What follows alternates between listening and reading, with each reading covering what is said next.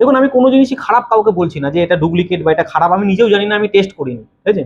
তবে যেটুকুনি কাজের এক্সপিরিয়েন্সে আমি বুঝেছি যে কোন মেশিনে ঠান্ডা হয়, কোন মেশিনে ঠান্ডা কম হয়। দেখুন আপনার মেশিনে গ্যাস বেরিয়ে গেছে, আপনি কাউকে ডেকে গ্যাস চার্জ করিয়েছেন, তো গ্যাস চার্জ করানোর পর কি হবে, আপনার মেশিনে দেখবেন ঠান্ডা কম হবে, এটা সবার হয়। তো কেন ঠান্ডাটা কম হচ্ছে কোনো সময় ভেবে দেখেছেন? দেখুন এটা একটা R22 গ্যাসের মেশিন, তো আমি কিন্তু এটা সিলিন্ডার কেটে নিয়ে এসেছি, এটা আমার কাছে সিলিন্ডার রয়েছে, তো আমি সিলিন্ডারে কেটে গ্যাস ভরে নিয়ে এসেছি। তো এর মধ্যে আমার যদি মেশিনে 750 গ্রাম গ্যাস লাগে, আমি 750 গ্রামই গ্যাস দেবো, আমার মেশিন ঠিক হয়ে যাবে। কিন্তু আমার কাছে আরো একটা গ্যাস রয়েছে, দেখুন এটা যে R22 গ্যাস আপনাকে কিন্তু আমি প্রমাণ করতে পারবো না, কিন্তু এইটা যে R22 গ্যাস সেটা আপনাকে আমি প্রমাণ করতে পারবো।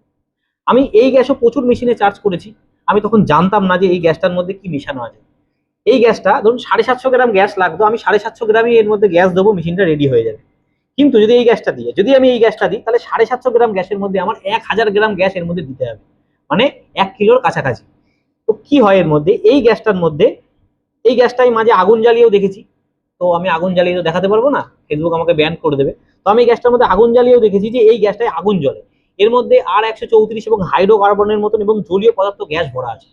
তার জন্য এই মেশিনে যারা যারা যত টেকনিশিয়ান আছে, এবার আমাকে তোমরা খারাপ বলতেই পারো, কিন্তু তোমরা এইটা নিজে প্র্যাকটিস করে বা টেস্ট করে নিজে দেখে নিও, 750 মেশিনে যদি গ্যাস থাকে, তোমাদের 1000 গ্রাম গ্যাস দিয়েও মেশিনে ঠান্ডা হবে না প্রপার ভাবে ঠান্ডা কোনোদিনও হতে পারে না। কেন হবে না? কারণ এই গ্যাসটার মধ্যে কিছু তো গন্ডগোল আছেই, এবং এই গ্যাসটা দাহ্য পদার্থ গ্যাস, আগুন ধরে এই গ্যাসটাতে। তো R22 গ্যাসে, CFC গ্যাসে কিন্তু কোনোদিনও আগুন ধরে না। তো কখনো যারা অবশ্যই গ্যাস চার্জ করাচ্ছেন, এরকম সিলিন্ডার কোনো টেকনিশিয়ান যদি নিয়ে আসে, তাহলে গ্যাস চার্জ তাকে বলবেন ভাই অন্য গ্যাস নিয়ে এসে করে দেবে, ঠিক আছে। এবং আমি যে গ্যাসটা কিনে নিয়ে এসেছি, এটা কিন্তু আমি একটা বড় সিলিন্ডার, ফ্লোরনের সিলিন্ডার থেকে কিনে কিনে কিনে নিয়ে এসেছি। তো গ্যাস ভালো হচ্ছে ফ্লোরন এবং MPCL গ্যাস, সব কোম্পানির ভালো, যে যে কোম্পানির হয়, কিন্তু এই যে সিলিন্ডার গুলো, এর মধ্যে কিন্তু কোনো একটা সমস্যা আছে। কারণ আমি যেটা চার্জ চেক করে দেখেছি, বা আমি কাজ করতে করতে আমার যে অভিজ্ঞতাটা হয়েছে, এই সিলিন্ডারের গ্যাস আমি যেদিন যেদিন মেশিনে চার্জ করেছি, তার মেশিনে ঠান্ডা কম হয়েছে, এবং আমার গ্যাসও বেশি লেগেছে, আমার খরচা হয়েছে। তো যাই হোক, আপনাদেরকে এইটা ইনফরমেশন দেওয়ার ছিল। ফোনটা দাও চয়ন।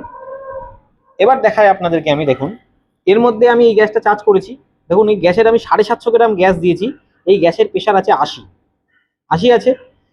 তো এখন যারা টেকনিশিয়ানরা গ্যাস চার্জ করে, যখন দেখুন এই গ্যাস যদি চার্জ করতো যে কোনো টেকনিশিয়ান, সে আমাকে এখন বলতেই পারে, কিন্তু সে চার্জ করলে সে মনে মনে আর কিছু বলবে না, এই গ্যাস চার্জ করার পরে 60-এর বা 50-60-এর বেশি উপরে ওঠে না, একটা গোটা সিলিন্ডার দিয়ে দেওয়ার পরেও। কেন ওঠে না? কারণ এই গ্যাসটা যদি ও মেশিনের মধ্যে দিয়ে দেয়, তাহলে ওই প্রেশারটাও পাবে না।